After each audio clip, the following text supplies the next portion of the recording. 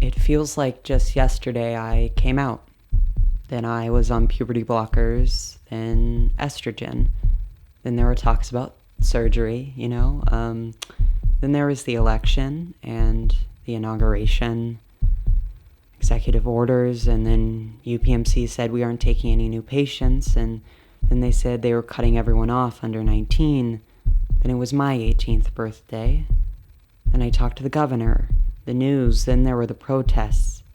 It's like a beat, a tick in my head, these moments over and over again, right? Like, I just keep thinking, everyone is experiencing this to some degree.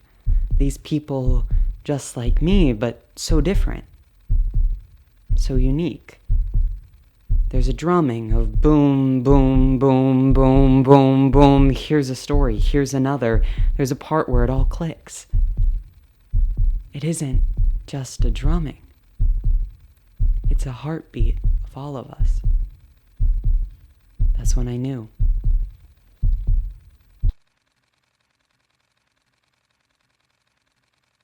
I'm a behavioral health therapist. I'm a mental health therapist, essentially. That's just their title. And I work at a suicide prevention clinic for youth. Because we work with suicidal youth, and because queer and trans kids, and especially trans kids, are far more likely to kill themselves or attempt to end their own lives, we have a disproportionate number of queer and trans kids that come to our clinic. So we refer often to gender affirming care to adolescent medicine, and they in turn will refer a lot of their kids that are experiencing a lot of suicidal ideation to us. They're great. Adolescent medicine, has done a lot of great work. We've worked with them a lot in the past. And currently, we were told at the beginning of June by UPMC higher-ups in a meeting that, we knew the decision about only working with kids who had been grandfathered in. So I think you said March or February they started only working with kids that were currently receiving care. They told us that now, as of June 30th, youth would be tapered off of all of their medications, puberty blockers and hormone therapy over the course of 3 to 6 months, 6 at most. And we know, and our bosses know, and UPMC knows, and they've told us that they know, that this care is the recommended treatment for mental and physical health. They knew the fallout would be that youth would be suicidal.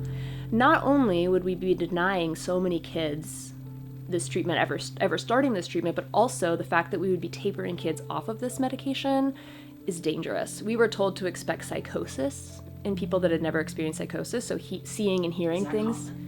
No, psychosis is not common. At our clinic, it's very rare that we work with people with psychosis. So people who had never experienced seeing or hearing things. And we're talking about children. We're talking about people under 19, and adults, of course, 18-year-olds, experiencing this for the first time, which is terrifying. What was it like going on testosterone? Oh, it's the best decision I've ever made for myself. Recently, the federal government has decided that I shouldn't be allowed to have it anymore, so I'm on a half dose right now. I'm rationing so that I can make it through to my 18th birthday.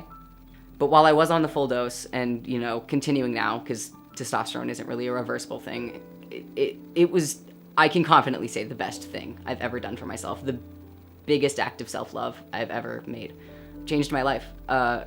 If you've ever used a voice changer, if you've ever been like, oh, wow, I'm saying these words, but it's coming out in a way that I don't expect. For me, that's how it felt every single day before I was on T. My voice wasn't mine. And that was the biggest thing for me, definitely. Another really big thing was that I suffer from dysautonomia and hypermobility, and T really helped with building the muscle that I needed to stabilize my joints and with increasing my blood pressure so that I had better circulation. And so the adjustment period to not have as much as I need has been really rough. How long have you been on estrogen for? I've been on estrogen for about a year and a half now. It's been pretty good. I think probably the best decision I've ever made about myself. Maybe the best decision I've ever made. It's also been hard, just legally, because there's so much permission that has to go into it, forms and stuff. And then also with executive orders and whatnot, I have to go out of state to get my medication right now because no one in Pennsylvania is allowed to give me medication. What was it like when you first started on estrogen? I was so much less regulated than I am now. Like, there's the first couple weeks where you're just like feeling the most angry, most sad, most disgusted, most joyful you've ever felt in your entire life. And like there's growing pains and all this stuff, and like, you know, that smooths out over time. How would you describe your gender today? I very, very fluid. What I've been defaulting to recently, is like, I'm a chick. That's how I'd like you to refer to me. I think when I started, I was like very, very much in like a sort of rigid line of where I wanted to go. But then like as I became more feminine and like got to explore more, I realized like, oh, like I do actually still connect with a lot of my presentation from like pre-transition. I think I really appreciate like a lot of more masculine clothing. Like I'm very much a person who likes like very like feminine up here, like the lipstick and the eye makeup and whatnot, and the hair, and then like very masculine down, you know. And I think that's like mostly inspired by just like fashion of like my friends and just like lesbians I see out on the street, you know. I call myself a lesbian, just because I like that label. I like the things that come with it, but also like all the people I've been involved with have been either like gender fluid or dudes. So, you know, for me that label is like, I don't give myself that label to put limitations on myself, you know. How has transness affected your relationships? Oh, it's very hard. I mean, just like it puts you at an unequal footing most of the time, because like you're just not comfortable in yourself, in your body, in the way you act and look and whatnot. And it like, you know, it makes things much more complicated than they could be. And like what that takes is just a partner who's very supporting and loves you and whatnot. But yeah, no, it's definitely affected it a lot. What's something you would tell your younger self? I would probably say, I'd probably tell them I was trans much earlier. Say like, invest in Nvidia. I don't know. There's not a lot that I would really change about growing up. I come from a really sheltered home, you know, like, that's not really talked about. It's like, no, girls do this. You need to learn how to cook for your future husband, because that's the way it is. Like, you can never stray from that. The idea of being trans was introduced to me, and I was like, I understand that. I relate to this. I believe I was in a relationship at that time, and I jokingly asked, like, oh, would you love me if I was a worm? And he said yes. And then out there I threw them, would you love me if I was a boy? And he thought about it and he went, no. When I would present more mask, I would get a lot of looks in public because, like, my chest didn't fully fit in a binder or something, and it just looked silly. And I really hated that feeling of, I knew people were looking at me and like, oh, this is someone who's obviously trans. And I feel like I kind of regressed in my identity after a particularly bad year, and I went back to she, he, but I didn't mind being called she. Like, I don't see it as a, like, oh, you're a woman, you're this, you're that. It's just, it's sweet femininity, you know. I don't know. It was more based on feeling.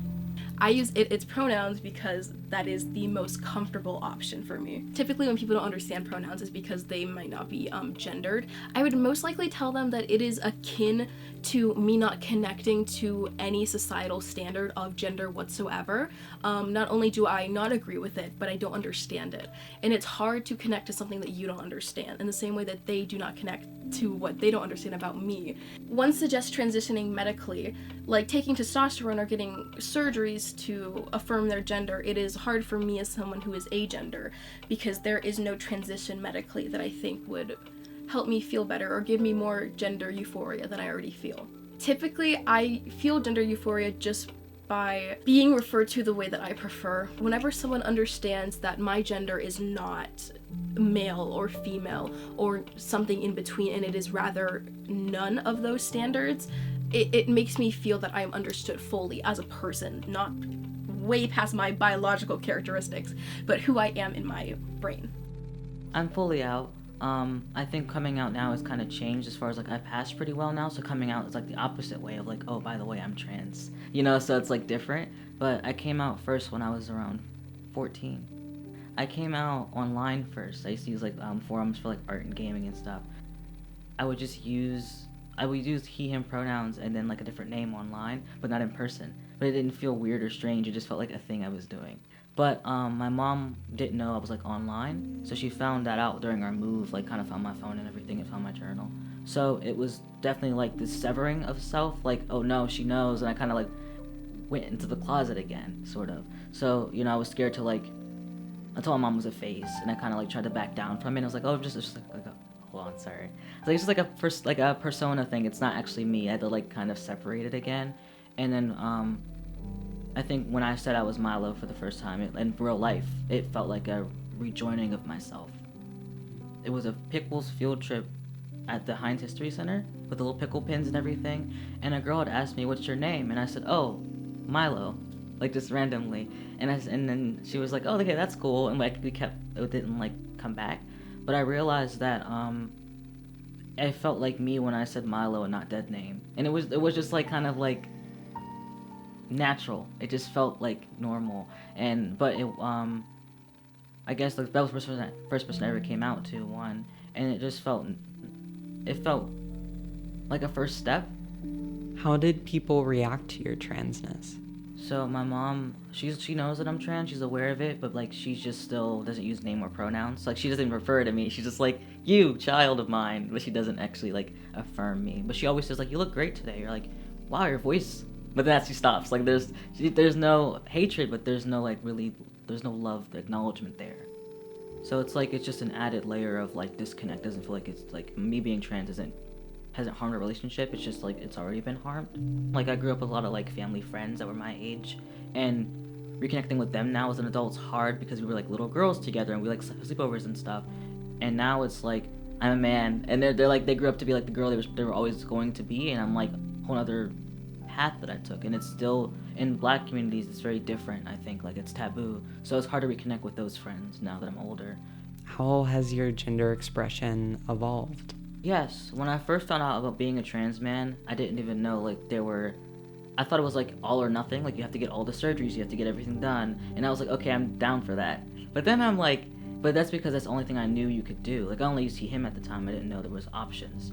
And now that I'm 22 and like been doing it for a while, I'm like, oh, I'm okay with like my bottom half, I don't need surgery, or like I'm okay with top surgery, and like kind of feeling things out as it comes along. Even with pronouns, like I use he, they now. It's just nice to know like you don't have to be hyper masc or anything to be a man. For me, finding balance is finding other trans mascs that are like me. Like I think whenever I'm in a room of like either cis men or like trying to fit in like into cis male spaces, or even just trying to fit in with like binary trans men, I feel this sense of pressure or like the sense of I'm doing it wrong.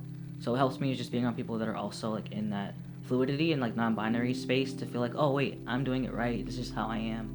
I like to wear skirts and things. I just haven't had the money to go buy a skirt, or like even just to go thrifting. It's been a while. But I like to paint my nails a lot. I love jewelry, like bracelets and things. And I also like just being, like I said, a pretty boy. I like to just feel like when I go to shows or like little events, I like to like dress up in fishnets and stuff. I actually notice I find the most comfort in my body when I'm feminine. I feel like my body is at a point where like, okay, I feel like at home in my body, like I'm a man now, I love that. But also, I'm just a canvas, and my whatever I put on my body is to express myself. It's not me. It's like dresses don't make me a girl or a boy. It's just a dress. What's something you would tell your younger self? I would tell them, I don't even know. Oh my goodness, I feel like I would tell her that she's gonna do great in the future. Like, no matter how she shows up in the world, she's still her. But like not, if that makes sense. Like for me, I look at like childhood photos a lot. I'm always like thinking about like if I could see her today, what would I say? I would just hug her and say like, you're gonna do great. Like no matter how you show up, no matter how you look, you'll be your full self in the future. I wish I could just like have fallen into it a lot sooner than when in my 20s, you know, transitioning.